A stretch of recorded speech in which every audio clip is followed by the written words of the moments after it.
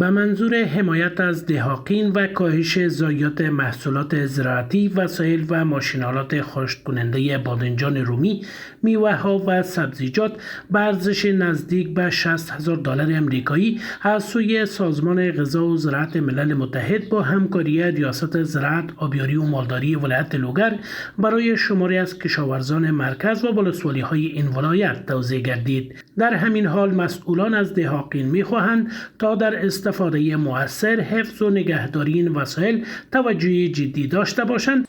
چې 215 ماشینونه یا د رومیانو بانجانو د وچولو وسایل او اویا ګرین هاوسونه چې په دې سره خپله کونډې بېوزله خلک هغه مشکلات حل کړي او خلکو ته ګټه ورسیږي. منظور ما این است که درآمد و اقتصاد خانواده را بلند بدانیم. از این طریقی به شکل یک پروسس تبدیل میشه، میوه یا سبزی تازه را ما بتونیم به خوش تبدیل بکنیم.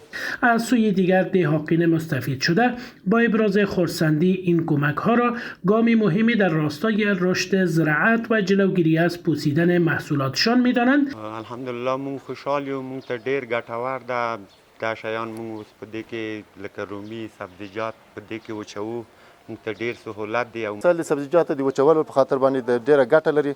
همدارنګه غواړي چې نور وسایل د زراعت په برخه کې موجود وي او په ښاراتو کې د زراعت د پراختیا په خاطر باندې ولسونو ته راوړل شي او توزیع شي بهتر وي.